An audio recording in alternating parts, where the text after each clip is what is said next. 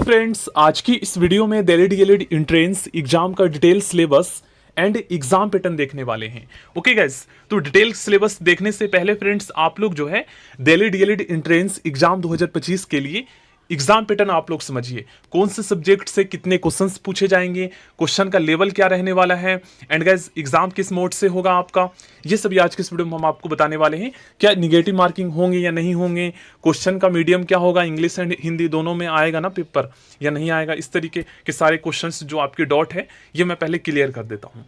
तो देखो गाइस, आपने अभी तक अगर कोई कॉम्पिटिटिव एग्जाम की तैयारी की होगी या आपने एग्जाम दिया है तो आपको पता है फ्रेंड्स, हर एग्जाम में ऐसा कहा जाता है कि हम 10th लेवल के या 12th लेवल के क्वेश्चंस पूछेंगे, लेकिन क्वेश्चन एडवांस पूछते हैं। तो इसी तरीके से गाइस, दिल्ली डीएलएड का जो एंट्रेंस एग्जाम है इसमें कहा गया है कि जो हमारा टेस्ट जो एग्जाम होगा इसमें 10th लेवल के क्वेश्चन पूछेंगे, लेकिन क्वेश्चन एडवांस लेवल का आता है। तो तैयारी कौन से बुक से करनी है, कौन से ज्यादातर क्वेश्चंस कौन से बुक से पूछे जाते हैं, किस लेवल के, ये मैं आपको बता दूंगा। पहले समझिए आप एग्जाम पैटर्न। देखिए, आपके एग्जाम में फ्रेंड्स टोटल जो है ना 150 क्वेश्चन आएंगे, ठीक है। ये सारे क्वेश्चन एमसीक्यू 4 ऑप्शन वाले होंगे। ओके गाइस, एंड आपको केवल 120 मिनट 2 घंटे का ही टाइम मिलेगा, 150 क्वेश्चन आपको करना होगा, ठीक ना, टाइम कम है।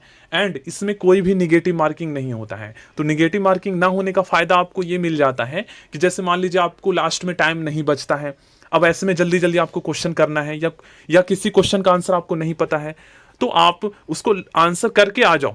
क्योंकि अगर निगेटिव मार्किंग होता तो ऐसे में गलत आंसर का नंबर आपका कट जाता, लेकिन अगर जो आंसर और निगेटिव मार्किंग ना रहने के स्थिति में क्या होगा कि आप गलत करके आओगे तो नंबर नहीं कटेंगे, और सही हो जाता है तो नंबर मिल जाएंगे।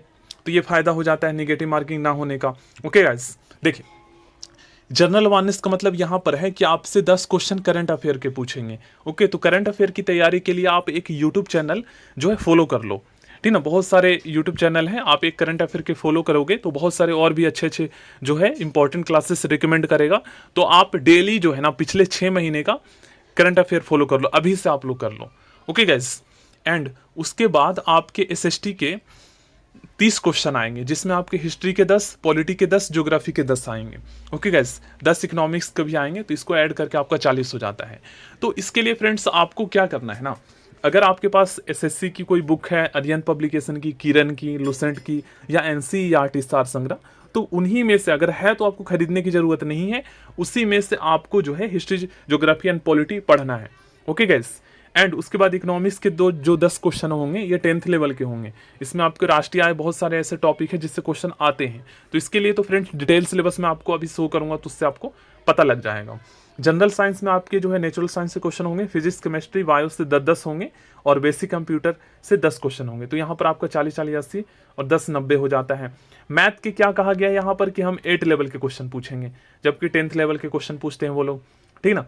तो मैथ में आपके 10 क्वेश्चन होंगे, कौन कौन से टॉपिक्स होंगे ये मैं बता दूंगा। मतलब टॉपिक सेम वही रहेगा जो आपने अभी तक 10 तक पढ़े हैं। Okay guys, general mental ability मतलब यहाँ टीचिंग एप्टीट्यूड से कहा जा रहा है 30 क्वेश्चन पूछेंगे, ठीक है। इसमें आपका क्या है, लॉजिकल रीजनिंग से 15 हो जाएगा, और 15 क्वेश्चन आपका टीचिंग एप्टीट्यूड से 15-15 है, ठीक है। उसके बाद हिंदी इंग्लिश से 10-10 क्वेश्चन होंगे जो कि पैसेज पे आधारित और ग्रामर के होंगे, मतलब 5 पैसेज के 5 ग्रामर के, इस तरीके से होंगे। तो टोटल यहाँ पर 150 हो जाता है। चलिए अब हम डिटेल सिलेबस देखते हैं दिल्ली डीएलएड एंट्रेंस एग्जाम का। देखिए गाइस, आपका करंट अफेयर्स से 10 क्वेश्चन पूछे जाएंगे। कौन कौन से टॉपिक से, तो knowledge of important event that happen in India in recent year, मतलब आपको पिछले 6 महीने का करंट अफेयर कर लेना है, ठीक है। जैसे मैंने आपको बताया है, आप चाहो तो बुक से खरीद सकते हो या फिर आप यूट्यूब चैनल फॉलो कर सकते हो, और इन सभी टॉपिक को आपको कर लेना है। ओके फ्रेंड्स, अब हम आते हैं 10 क्वेश्चन आपके करंट अफेयर के होंगे। उसके बाद आपके एसएसटी के जो है ना 30 क्वेश्चन होंगे। इसमें क्या है, इकोनॉमिक्स भी ऐड कर दिया गया है 10 क्वेश्चन, तो 40 यहाँ पर लिखा हुआ है। ओके, हिस्ट्री में इन टॉपिक से आपके क्वेश्चन आएंगे।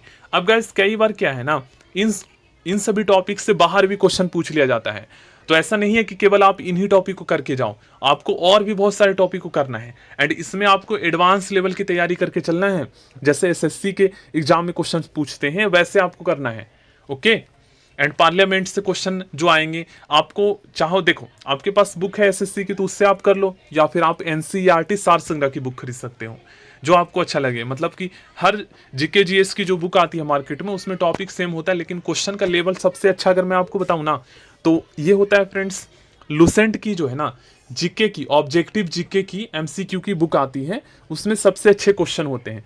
मतलब उसमें आपको प्रीवियस ईयर के सारे एसएससी के, यूपीएससी के, अभी तक जितने भी एग्जाम हुए हैं गवर्नमेंट के, उसमें सारे क्वेश्चन दे रखे हैं, मतलब ग्रेजुएशन लेवल तक के, ठीक ना। तो वो ज़्यादा बुक अच्छा लगा, लेकिन सब खेल है यहाँ पर पढ़ने के ऊपर। आप अगर कोई बुक खरीदते हो तो उसको अगर आप पूरा कर लेते हो तो फायदा है। ऐसे फायदा नहीं है कि आप बुक खरीद लो और उसको रखे हो। तो एनसीईआरटी सार संग्रह से ज़्यादा मतलब अच्छा अगर कोई बुक है तो मेरे अकॉर्डिंग जो है ये लूसेंट की एमसीक्यू वाली ऑब्जेक्टिव बुक है जीके की, तो उससे आप पढ़ सकते हो। ओके गाइस, ज्योग्राफी में इन टॉपिक्स आएंगे। इन टॉपिक को आप चाहो तो यूट्यूब से सर्च करके कर सकते हो, लेकिन यूट्यूब से आपको सारे क्वेश्चन नहीं मिलेंगे जो आपको बुक में मिल जाएगा, ठीक है ना। तो सबसे ज़्यादा जो स्कोरिंग सब्जेक्ट है, इसको पढ़ने का तरीका मैं आपको बता देता हूँ। डेली अगर देखिए 3 महीने का आपके पास टाइम बचा है गाइस, आपके मार्च अप्रैल और मई, ठीक ना, मार्च अप्रैल और मई, हाँ जून में आपका एग्जाम हो जाएगा। तो 3 महीने में आप क्या करो ना, डेली अगर आप 10 घंटे पढ़ना चाहते हो तो फ़ायदा आपका ये है गाइस कि अगर आपको गवर्नमेंट कॉलेज मिल जाता है तो 16,000 रुपये में 2 साल का आपका ये कोर्स हो जाएगा गवर्नमेंट से। वहीं पर प्राइवेट से करते हो तो 75,000 रुपये लग जाएगा। तो फ़ायदा आपका है ना, आप डेली 10 घंटे टारगेट करके चलो कि मुझे डेली 10 घंटे पढ़ना है। अब 10 घंटे में कौन सब्जेक्ट कितने घंटे पढ़ने हैं, जो सबसे ज़्यादा स्कोरिंग सब्जेक्ट है उसमें आपको ज़्यादा टाइम देना होगा। तो जैसे आप एसएसटी पढ़ना चाहते हो तो पॉलिटी, ज्योग्राफी एंड हिस्ट्री के लिए आप 3 घंटे निकालो, मतलब 1 घंटा आपको पॉलिटी, 1 घंटा ज्योग्राफी एंड 1 घंटा आपको हिस्ट्री में लगाना है। वहीं पर आप साइंस में जो है फिजिक्स के लिए 1 घंटे निकालो, आप जो है वायो के लिए 1 घंटे निकालो, उसके बाद केमिस्ट्री के लिए 1 घंटे। मतलब आपको क्या करना है, जैसे आपको गवर्नमेंट कॉलेज चाहिए तो आपको 150 में से 90 नंबर तो स्कोर करना ही होगा। वहीं पर रिजर्व कैटेगरी से आते हो तब आप 80-75 लाते हो तो आपको गवर्नमेंट कॉलेज मिल जाएगा। तो 90 नंबर लाने के लिए सबसे ज़्यादा स्कोरिंग सब्जेक्ट पर आपको ज़्यादा टाइम देना होगा, ठीक ना। तो 1-1 घंटा आप साइंस में निकालिए सभी सब्जेक्ट के लिए, फिजिक्स, केमिस्ट्री, बायो के लिए, तो आपका 30 उधर और 30 इधर, 30-30 60 हो गया एसएसटी एंड साइंस को मिलाकर। वहीं पर रीजनिंग में मैंने आपको बता दिया है फ्रेंड्स। देखो, तैयारी करने का आप बुक्स भी कर सकते हो, या कोई एसएससी की तैयारी करवाता है आपके आसपास में तो क्लासेस भी ज्वाइन कर सकते हो, ऑनलाइन या ऑफलाइन।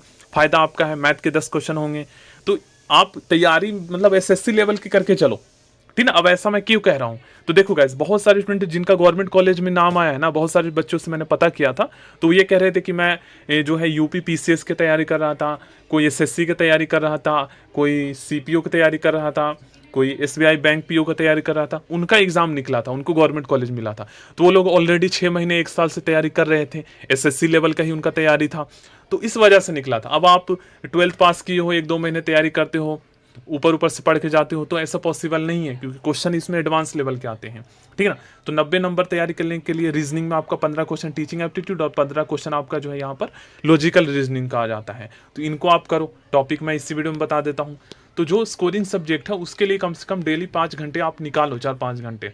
मैथ में इन सभी टॉपिक्स आपके क्वेश्चन आएंगे, तो ये टॉपिक तो वही है आपका जो सब में हर एग्जाम में पूछते हैं, तो आप बुक से कर लो या यूट्यूब से इनको सर्च करके इनके शॉर्ट ट्रिक्स सीख लो, ठीक है ना गाइस।